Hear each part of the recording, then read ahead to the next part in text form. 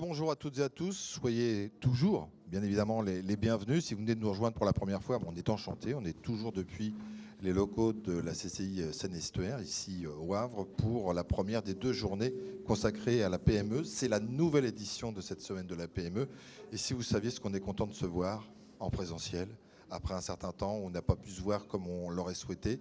Et c'est pour ça que je vous enjoins sincèrement à venir nous rejoindre cet après-midi, demain, selon vos disponibilités, que vous soyez dirigeant, salarié ou tout simplement créateur, innovateur, venez nous rejoindre. Vous ne serez pas déçus. Il y a une kyrielle de rendez-vous qui vous sont proposés. On sort à l'instant d'un déjeuner-débat et vous allez voir que ça passe en rapport avec notre invité de maintenant. Mais c'est juste pour vous dire qu'il y a des rendez-vous différents tout au long de ces 2 journées, des paroles de dirigeants. C'est des moments qui sont privilégiés où les dirigeants vous font part de certaines choses qu'ils ne communiquent pas toujours et qui partagent leurs pratiques. Ça, c'est très intéressant. Vous avez des ateliers business avec, là encore, je réutilise le mot, une kyrielle de thématiques qui vont de la RSE à la prise de parole sur l'optimisation de vos réseaux, du networking hyper intéressant. Ça dure grosso modo 1 heure, 1 heure et quart et c'est très enrichissant.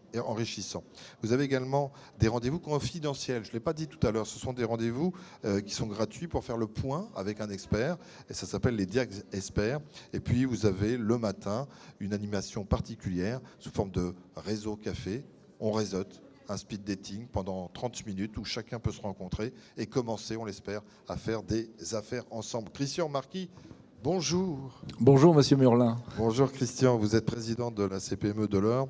Vous êtes aussi en charge de la commission économique et je n'oublie pas, vous êtes chef d'entreprise, oui. ce qui ne gâche rien, mais je crois qu'il faut être un peu chef d'entreprise pour être au sein du réseau. C'est un peu à la base. Oui. Un peu à la base. Vous êtes dirigeant de Comble dans France, dirigeant normand, mais qui réseaute au niveau national. Ah oui. On s'arrête un instant parce qu'on aime bien les entreprises qui sont de chez nous, mais qui ont une vision nationale. Oui, j'ai une pensée pour Stéphane et toute l'équipe de mon atelier là-bas à Saint-Pierre-de-Salerne qui fabrique nos poutres espace et qui les envoie à Annecy, à Strasbourg, à Toulouse, à Nantes, etc. Enfin voilà, effectivement, on rayonne nationalement avec cette jolie marque qu'on a en France. Oui. Secteur d'activité, la charpente. Oui, la charpente, très exactement. En fait, on est en plein dans des thématiques du moment, dans l'efficacité énergétique, par exemple, en fait, puisqu'on ajoute un étage aux maisons et que derrière, évidemment, se posent des questions de réisoler le dessus de la maison. Parfois, on le fait, parfois, on ne le fait pas, mais à chaque fois, ces questions-là se posent.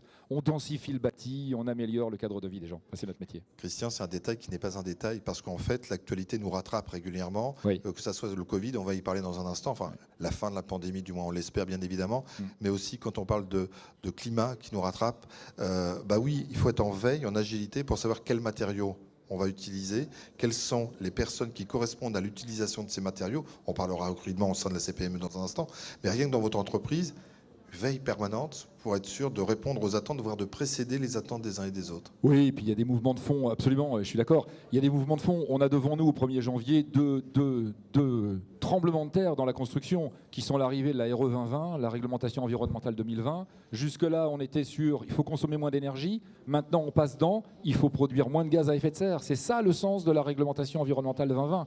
C'est une révolution, en fait, vraiment. Et puis de l'autre côté, on a en même temps la responsabilité élargie des producteurs. Ça, c'est le monde du bâtiment dans son entièreté qui rentre dans l'économie circulaire. Mes déchets deviennent les matières premières d'un autre.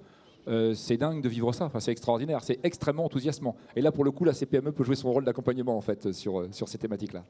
Transition parfaite pour parler de la Confédération des petites et moyennes entreprises. Sur notre territoire, il y a plusieurs territoires. Je crois que la Seine-Maritime, comme elle est très chargée, elle a deux zones. Donc, présentation de la CPME, puis après, on va rentrer un peu dans le détail.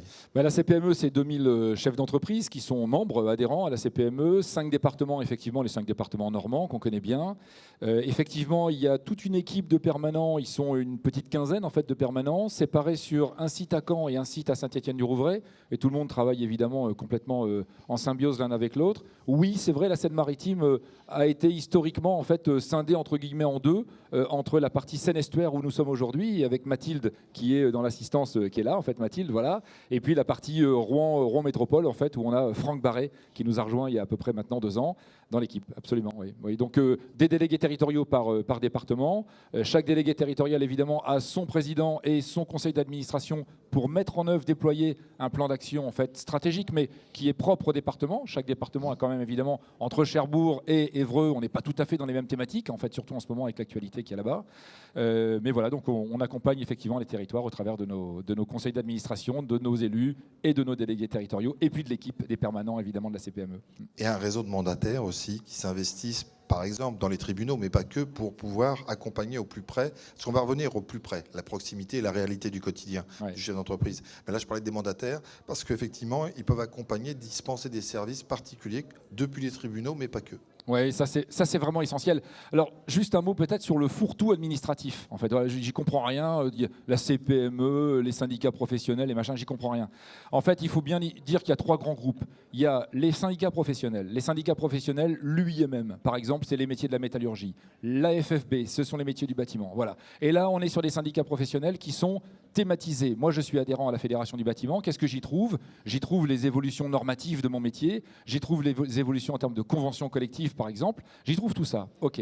À côté de ça, qu'est-ce qu'il y a? Il y a le monde consulaire. On y est là, en fait, ici, au monde consulaire. Les chambres de métier, les chambres de commerce. Ça, j'ai toujours coutume de dire, ce sont des excroissances. La chambre de commerce, c'est une excroissance du monde public. Ce sont des fonds publics que gère une chambre de commerce dans le domaine privé, puisque ce sont des chefs d'entreprise qui gèrent la chambre de commerce. C'est unique, ça, en fait, en France. Il y aura les élections bientôt, ça va avoir lieu à la fin du mois.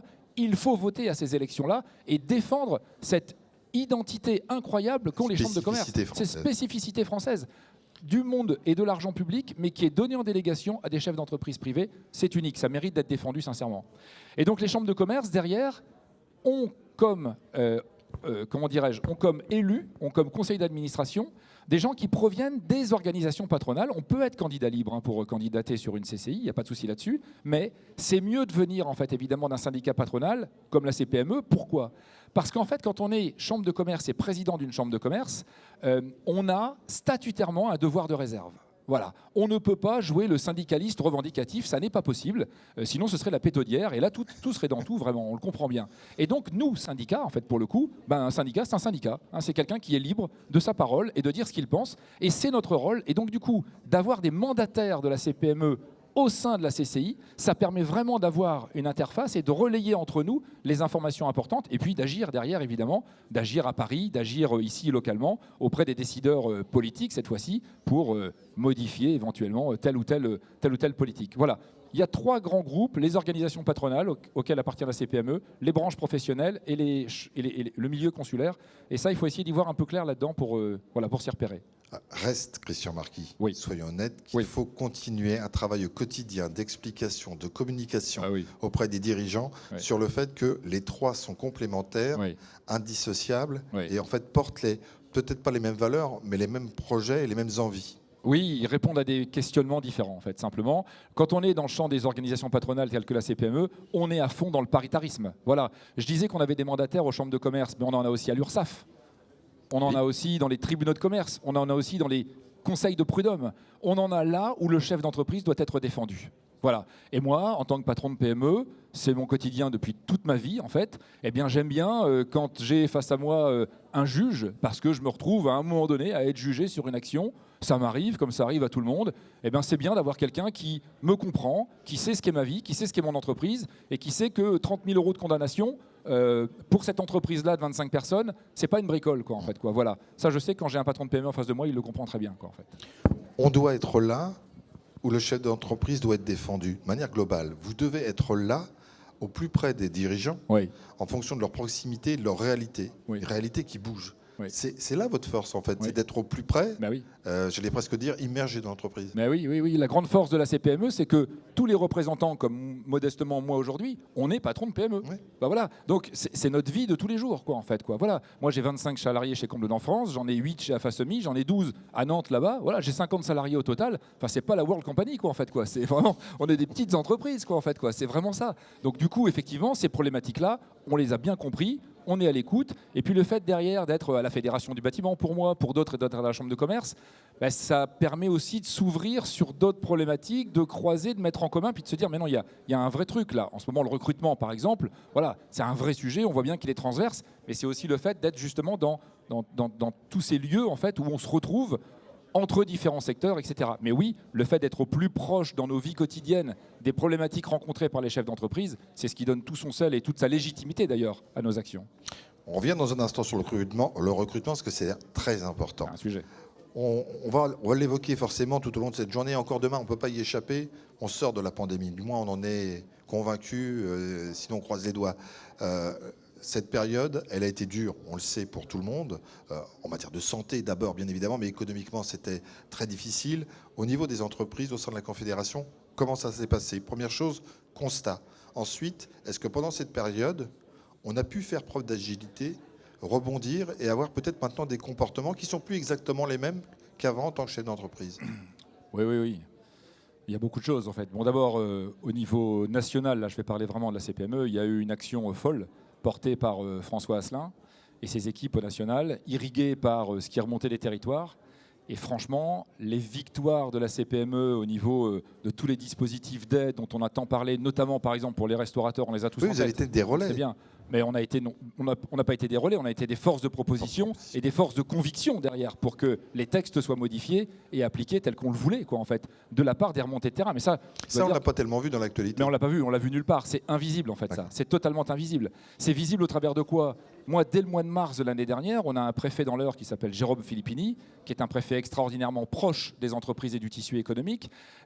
Il a monté immédiatement, mais c'est vrai dans tous les territoires, il a monté immédiatement d'écoles où toutes les semaines, on était président de ces PME, président de CCI, président de fédérations professionnelles. On était tous ensemble, toutes les semaines, à se parler des remontées de terrain que l'on voyait arriver. Mais ça, je parle du mois de mars 2020.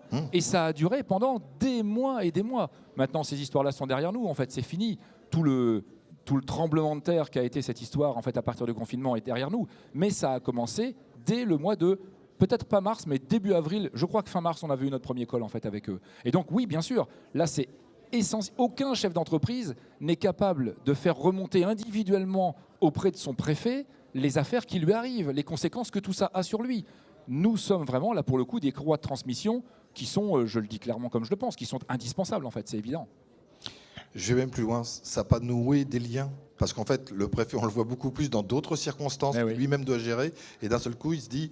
Lui aussi voit la réalité des entreprises, même s'il l'avait bien appréhendé, mais il voit une autre réalité. Oui. En fait, ce qu'on a vu, c'est qu'ils avaient conscience, je ne voudrais surtout pas personnaliser ça en fait, par rapport au préfet de l'Eure, mais je pense de manière générale, ils avaient conscience que justement non, ils ne voyaient pas ce qui était en train de se passer. C'était tellement inédit, tellement brutal et soudain, que non, ils ne voyaient pas ce qui était en train de se passer. Mais ils avaient conscience que oui, il fallait qu'ils sachent ce qui est en train de se passer. C'est surtout ça, l'histoire en réalité. Et donc là, du coup, on a eu un rôle extrêmement important pour remonter ces informations-là de manière très concrète et bâtir derrière les politiques publiques qu'on a vu descendre du gouvernement et les différentes lois qui ont été promues les unes après les autres, quoi. Sur les pratiques, oui, bien sûr. Bon, alors là, comme tout le monde, je veux dire, là, on est en train de faire un Facebook Live comme si c'était normal. Maintenant, alors qu'on n'y aurait pas pensé il y a 2 ans. C'est complètement banal. En fait, voilà, on fait des Zooms, des Teams, etc. à tour de bras, en fait, comme si de rien n'était. Ouais, ça, c'est évidemment une révolution totale. Le digital, c'est complètement incrusté maintenant dans ces pratiques-là. Bon, quelque part tant mieux, en fait, évidemment, on gagne en efficacité, on gagne en densité également d'échanges, en fait, donc c'est très très bien. Bon, ces pratiques-là, au niveau de la CPME, évidemment, on les a maintenant totalement absorbées, je dirais, en fait, quoi, bien sûr. Heureusement, l'économie redémarre. Elle redémarre presque mieux qu'on avait espéré. Je crois qu'il y a des résultats qui sont plus intéressants qu'en 2019 dans certains domaines. Et je crois que tout à l'heure, avec François Tinel, le responsable du Crédit Agricole Normandie-Seine, on en reparlera. Ça veut dire aussi embaucher, ou du moins avoir soit des prestataires plus importants ou des personnes qui viennent nous rejoindre. Donc recrutement. Et là aussi, la Confédération elle peut avoir un rôle important sur quoi? Sur la formation, sur le conseil, sur l'aide sur comment vous faites? On fait plein de choses. Par exemple, en fait, on aime bien organiser des speed dating. Par exemple, ça, on le faisait déjà avant. En fait, en réalité, ça prend encore plus de poids maintenant. Donc ça, ce sont des projets qui sont dans nos cartons dans les semaines qui vont venir. En fait, on va organiser ce genre de choses. Par exemple, également, on s'est ouvert les yeux sur des dispositifs et là, je voudrais prendre 2 minutes pour en parler, que moi, je ne connaissais pas. Voilà. Est-ce que quand j'ai besoin de recruter, j'appelle la préfecture? Non. Sincèrement, jamais. Combien de chefs d'entreprise appelleraient la préfecture? Sincèrement, Aucun. J'ai presque envie de vous dire pourquoi. Pourquoi ? Oui. Parce que la préfecture porte en fait ce qu'on appelle les BPI et les BPS, les bénéficiaires de protection internationale et les bénéficiaires de protection secondaire. Et en fait, ça, ce sont tous les réfugiés syriens, afghans, libyens, etc., qui viennent trouver pour les BPI refuge politique en France, et que l'État français, et ça fait la grandeur de notre pays, moi je revendique ça comme étant une grande force, aide à s'incruster en fait dans notre pays. Je n'ai rien contre le fait d'avoir au contraire un très bon charpentier syrien dans mes équipes, ça me va bien, en fait, il n'y a pas de souci là-dessus.